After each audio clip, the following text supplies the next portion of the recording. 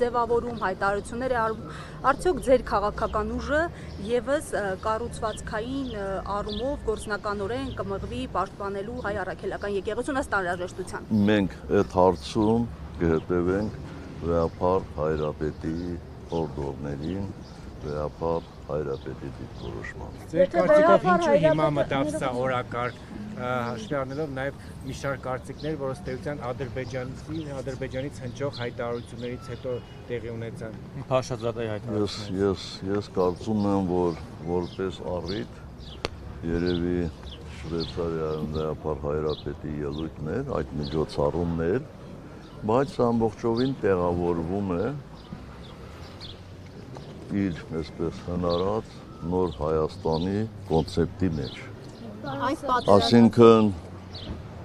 հայոց պատմությունը փոխելով Հայաստանի պատմության, հայ առաքելական եկեղեցուն վարկաբեկելով, դա նույն շղթայի տարբեր օղակներ են, եւ այստեղ զարմանալու բան չկա։